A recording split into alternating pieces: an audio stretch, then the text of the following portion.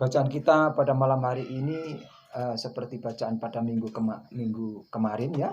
Saya ambil dari Yohanes 14. Yohanes 14 nanti dibaca ayat 1 sampai dengan ayat 7 saja.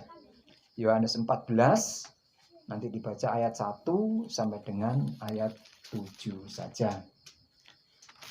Oleh karena itu, sebelum kita baca bersama, terlebih dulu mari kita berdoa kembali, minta tuntunan Tuhan agar kita mampu mendengarkan dan menghayati firman ini dengan baik. Kita berdoa kembali. Segala puji syukur Tuhan tentu senantiasa kami naikkan kepadamu. Karena memang hanya Engkau Tuhan sumber dari segala sumber kehidupan kami. Hanya Engkau Tuhan sumber dari segala sumber kebijakan kami, dan juga Engkau sumber dari segala sumber kepandaian yang kami miliki. Oleh karena itu, apabila sebentar lagi Tuhan kami bersama-sama yang hadir pada malam hari ini ingin mendengarkan sebagian dari firman-Mu. Yang bacaan malam hari ini kami ambil dari Perjanjian Baru, yaitu dari Injil Yohanes 14 ayat 1 sampai dengan 7. Berikan kepada kami masing-masing kemampuan, kekuatan Tuhan, dan juga kemurnian hati, agar kami mampu berkonsentrasi dengan baik, mampu menghayati, menggumuli firman-Mu, bahkan mampu melakukannya firman itu dalam setiap langkah kehidupan kami. Bagi kami yang sedang dan akan Kau pakai untuk menyampaikan firman itu, pakailah sepenuhnya Tuhan, karena sebagaimana mestinya kami tidak akan mampu melakukan yang terbaik apabila tanpa campur tangan Tuhan. Oleh karena itu sekali lagi sepenuhnya hati dan pikiran kami masing-masing hanya kami serahkan di dalam nama Tuhan kami Yesus sebagai Tuhan dan Juru Selamat kami. Amin. Saya ulangi Bapak dan Ibu, bacaannya terambil dari Perjanjian Baru, yaitu dari Yohanes 14. Saya baca nanti ayat 1 sampai dengan 7. Saya baca untuk kita semua, demikian bunyinya. Rumah Bapa. Janganlah gelisah hatimu, percayalah kepada Allah, percayalah juga kepadaku. Di rumah Bapakku banyak tempat tinggal. Jika tidak demikian, tentu aku mengatakannya kepadamu. Sebab aku pergi ke situ untuk menyediakan tempat bagimu. Dan apabila aku telah pergi ke situ dan telah menyediakan tempat bagimu, aku akan datang kembali dan membawa kamu ke tempatku. Supaya di tempat di mana aku berada, kamu pun berada. Dan kemana aku pergi, kamu tahu jalan ke situ. Kata Thomas kepadanya, Tuhan, kami tidak tahu kemana Engkau pergi. Jadi bagaimana kami tahu jalan ke situ? Kata Yesus kepadanya, Akulah jalan dan kebenaran dan hidup. Tidak ada seorang pun yang datang kepada Bapa kalau tidak melalui aku. Sekiranya kamu mengenal aku, pasti kamu juga mengenal Bapakku. Sekarang ini kamu mengenal Dia dan kamu telah melihat Dia. Berbahagialah Bapak dan Ibu bagi kita semua yang telah mendengarkan firman Tuhan, bahkan memberlakukannya dalam kehidupan kita hari lepas hari. Marilah firman ini sebelum kita kembali bersama-sama, kita sambut terlebih dulu dengan memuji Tuhan dari Kidung Jemaat nomor 51. Kidung Jemaat nomor 51, Kitab Suci Hartamu. Saged nggih? Kidung Jemaat nomor 51, kita pujikan bait 1 dan 2. Kitab Suci Hartaku, tak ternilai hargamu, olehmu terungkaplah siapaku sesungguhnya. Kemudian bait 2, Alkitab membimbingku pada juru selamatku dan membuatku sedar bila aku tak benar.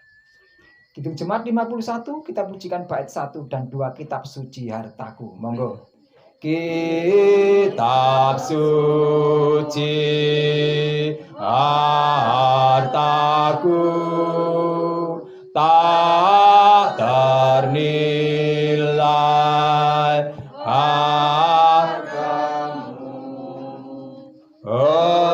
olehmu terungkaplah siap aku sesungguhnya. 2. Alkitab membimbingku atas juru selamatku dan membuatku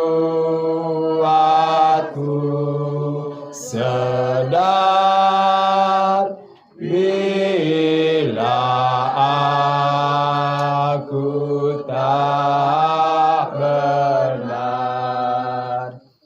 Ya, Bapak dan Ibu, sekali lagi Alkitab ini memang mampu membimbing kita, mengarahkan kepada kita agar kita tahu jalan yang baik dan yang tidak baik.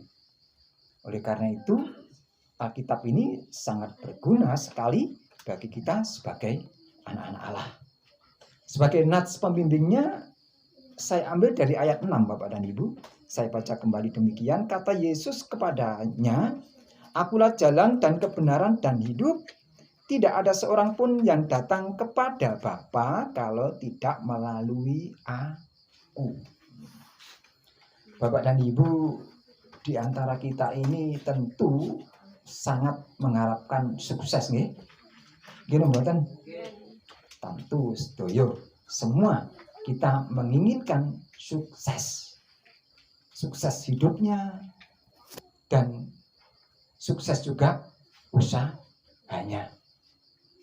Berarti kalau kita menginginkan sukses dalam hidup kita, usaha kita sukses, kehidupan keluarga kita sukses, semuanya menjadi sukses, ini sebetulnya sama loh dengan tujuan Tuhan.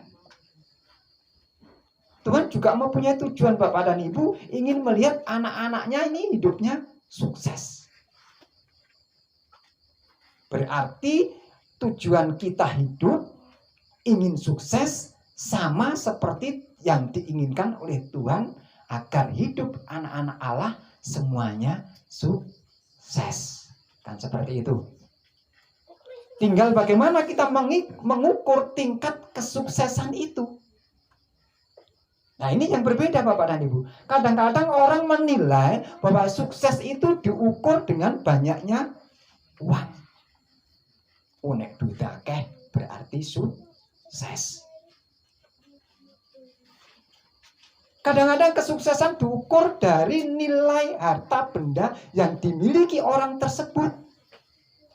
Itu ukuran sukses. Ada juga orang yang mengatakan bahwa saya ini sukses, akan tetapi juga kalau dilihat tidak banyak mempunyai harta benda. Akan tetapi hidupnya merasa sukses. Soalnya apa? Hidupnya merasa damai dan tidak kekurangan suatu apapun. Tinggal bagaimana kita mengukur kesuksesan menurut duniawi dan kesuksesan menurut surgawi.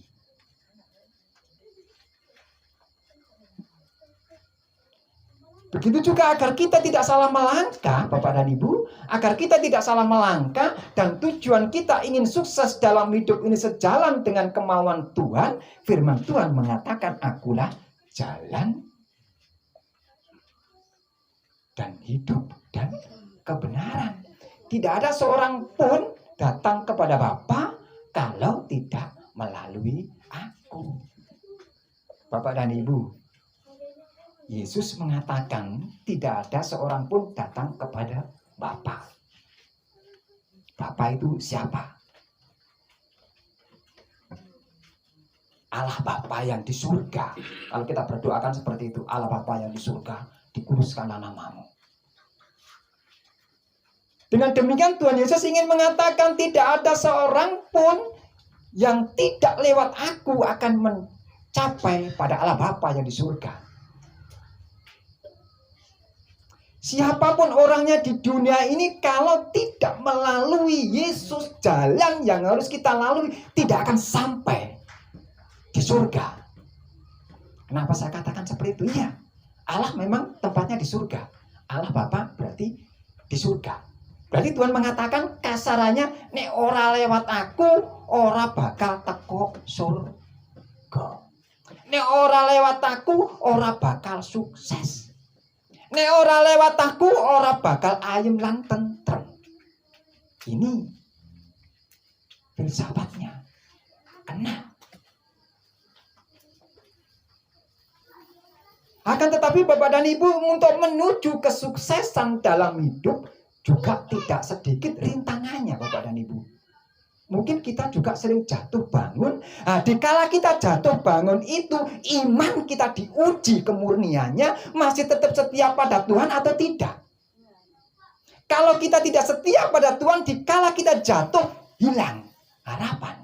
Akan tetapi dikala kita tetap setia kepada Tuhan, meskipun kita jatuh, tetap ada pegangan.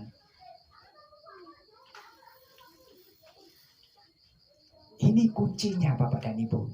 Apapun profesi kita, apapun tugas dan tanggung jawab kita, apapun pekerjaan kita, bila tidak melalui Tuhan Yesus, tidak akan sampai kepada kesuksesan.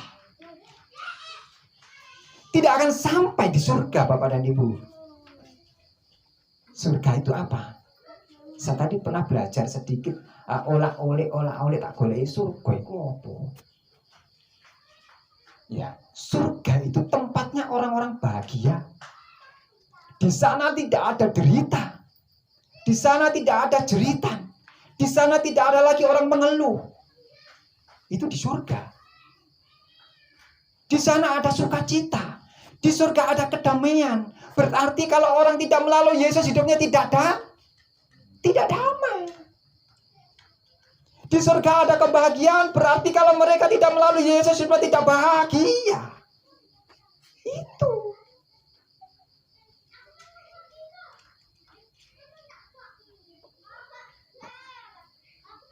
Ini jalan. Lain dengan surga dunia. Kalau surga dunia kita bahagia hanya di dunia. Surga dunia ada, surga juga ada. Surgawi tempatnya orang-orang bahagia, tempatnya orang-orang tidak lagi merasakan penderitaan, tempatnya orang-orang yang senantiasa merasakan kedamaian dan kebahagiaan, juga kesuksesan. Itu surga yang melalui Yesus jalannya. Kalau surga duniawi, ya kita dimanjakan dengan keinginan duniawi, bahagianya sesaat, sampun mekaten, pungkasanipun ngelo.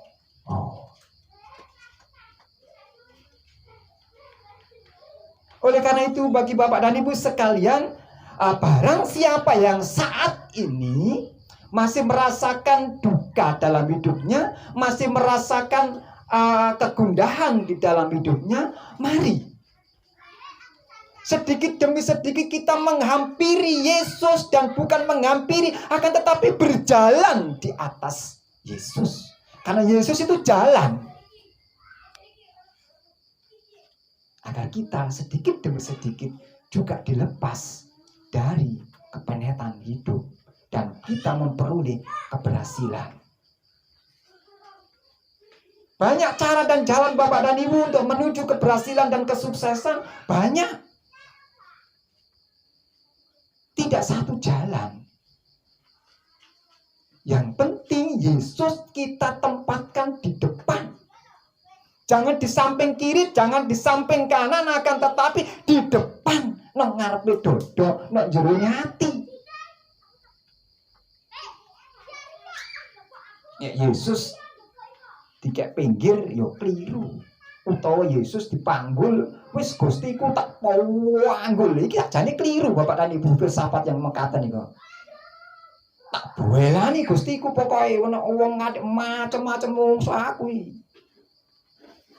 Yo keliru, wong awake dhewe iki lho sing dipanggul Gusti. Kuku awake dhewe sing manggul Gusti. Kan itu.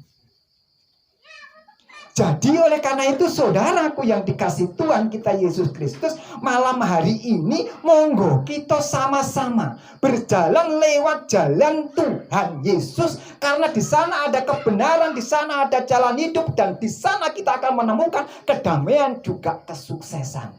Tapi bukan instan loh ya. Bukan instan. Tuhan tidak menjanjikan semuanya serba brak-gedabrak. Enggak. Melalui liku-liku dan perjuangan, dan di situ ada nikmatnya kehidupan. Apabila kita jatuh, bangun lagi, jatuh, bangun lagi, dan sampai pada titik kebahagiaan, di sana kita menikmati kesuksesan. Yang penting kita tetap semangat dan jangan kendor. Ada amin? Iya, Tuhan Yesus memberkati.